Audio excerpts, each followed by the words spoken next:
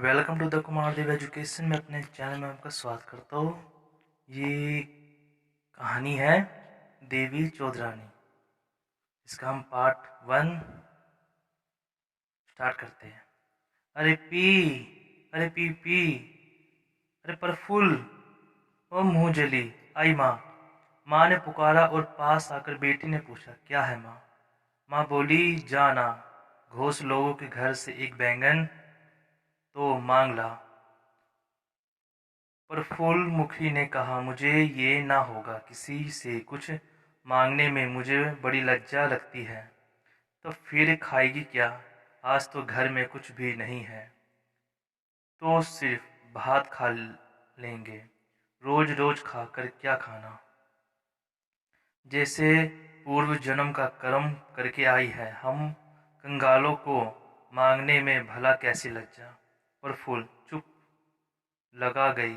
माँ ही बोली, अच्छा तो तब तक तू भात चढ़ा दे, मैं जाती है किसी तरकारी की व्यवस्था करूंगी।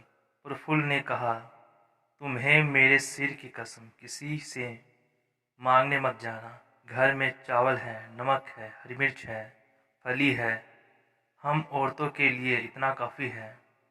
अंत में प्रफुल्ल की बात माँ ने मान ली। भात के लिए दहन चढ़ा था। माँ चावल निकालने गई। कटोरी में चावल कम देखकर माँ ने माथा पीट लिया। बोली, चावल कहाँ है? प्रफुल्ल को कटोरी दिखाकर बोली, सिर्फ आधी मुट्ठी चावल है, इसे तो एक आदमी का आधा पेट भी नहीं भरेगा। माँ कटोरी उठाकर बाहर निकली। प्रफुल्ल ने पूछा, माँ कहाँ चली?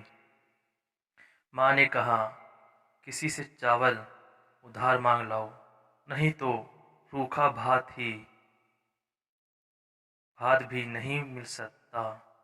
हम लोग कितना तो उधार ले लाकर खा चुके, वही अभी तक वापस नहीं किए। तुम और उधार लेने मत जाओ। अभागिन लड़की फिर खाएगी क्या? घर में तो एक भी पैसा नहीं है, तो उपवास करूंगी। उपवास करके करेगी तो कितने दिन जिंदा रहेगी? ना होगा, मर जाऊंगी। मैं जब मर जाऊंगी तब जो जी में आएगा करना। मेरे जीते जी तू उपवास करके मेरे यह मुझसे तो देखा ना जाएगा।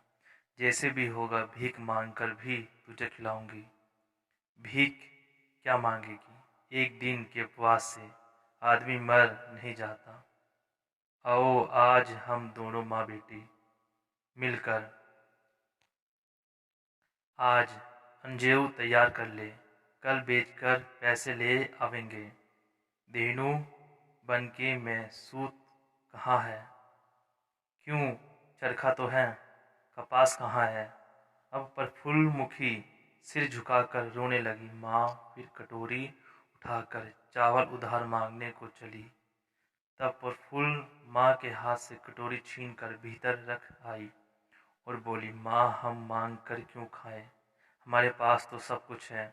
माँ ने गीली आंखों को पोंछ कहा, हाँ बेटी, सब कुछ तो है, लेकिन समय पर कुछ काम ना आए तब रहने से क्या? क्या काम नहीं आएगा माँ? मैंने क्या अपराध किया है कि मेरे ससुर के घर में अन्न रहते मैं भूखी रहूंगी? इस अभागिन के पेट से पैदा हुई है, यही अपराध है। तेरा फूटा भाग्य, नहीं तो मुझे आज भूखा क्यों रहना पड़ता।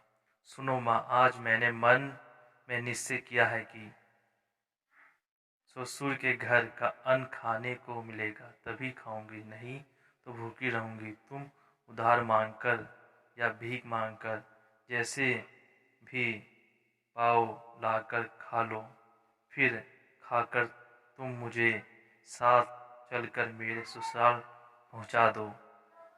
यह क्या बेटी, ऐसा भी कहीं होता है? क्यों नहीं होता माँ? कोई बुलाने ना आवे और खुद ससुराल जाना क्या उचित है? दूसरे घर से मांग मांग कर खाना और बिना बुलाए अपनी ही ससुराल ना जाना। वह लोग तो कभी तेरा नाम भी नहीं लेते, ना ले। इसमें तेरा कोई अपमान नहीं है। जिन पर मेरे भरण पोषण का भार है, उनसे मांग कर खाने में मेरा अपमान नहीं है।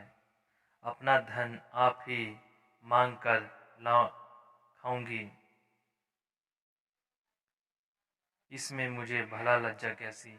माँ चुप हो गई, फिर रोने लगी। प्रफुल्ल ने कहा, तुम्हें अकेली छोड़कर मैं नहीं जाना चाहती, लेकिन मेरा दुख दूर होगा तो तुम्हारा दुख भी कम होगा, यही सोचकर मैं जाना चाहती हूँ।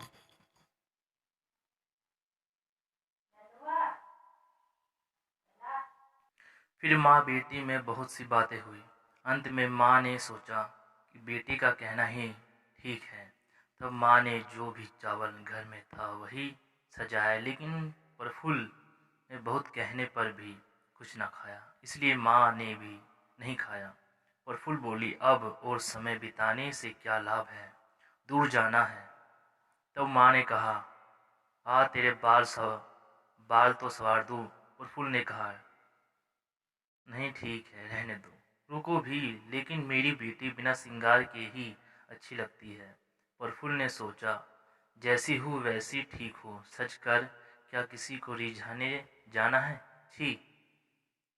तब दोनों माँ और बेटी मालिन वेश में ही घर से निकल पड़े। पार्ट 1 समाप्त हुआ।